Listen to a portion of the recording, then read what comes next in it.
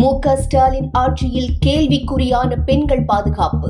முடிவு கட்ட தயாராகிவிட்ட தமிழக பெண்கள். அச்சத்தில் அறிவாலயம். தமிழ்நாட்டில் திமுக ஆட்சி கடந்த 5 ஆண்டுகளில் பெண்கள் பாதுகாப்பு குறித்து கடுமையான விமர்சனத்திற்கு உள்ளாகியுள்ளது. பெண்கள் மற்றும் குழந்தைகள் மீதான குற்றங்கள் தொடர்ந்து அதிகரித்து வருகின்றன. பள்ளி, கல்லூரி போன்ற இடங்களிலும் பாதுகாப்பு குறைவு உணர்வு உருவாகியுள்ளது. அண்ணா பல்கலைக்கழகம் உள்ளிட்ட சம்பவங்களில் குற்றச்சாட்டுகள் எழுந்தும் நடவடிக்கை தாமதம் ஏற்பட்டுள்ளது. ஒரத்தநாடு, விளாத்திக்குளம் போன்ற இடங்களில் பெண்கள் மீது நடந்த வன்முறை சம்பவங்கள் பெரும் அதிர்ச்சியை ஏற்படுத்தியுள்ளன.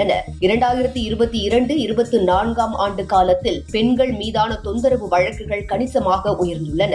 திமுக ஆட்சி காலத்தில் பெண்கள் மீதான குற்றங்கள் சுமார் 50% அதிகமாக உயர்ந்திருப்பதாக புள்ளி விவரங்கள் தெரிவிக்கின்றன.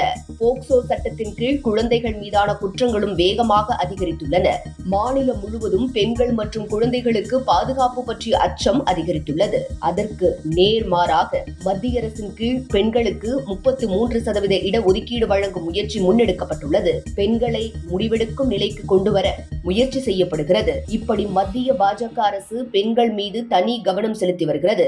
இந்த நிலையில் தமிழ்நாட்டில் பெண்கள் பாதுகாப்பு குறைந்து வருவதாக குற்றச்சாட்டுகள் எழுந்திருக்கும் நிலையில் பாதுகாப்பை உறுதி செய்ய மத்திய அரசு மேலும் வலுவான நடவடிக்கைகள் எடுக்க வேண்டும் என்ற கோரிக்கை வலுத்து வருகிறது.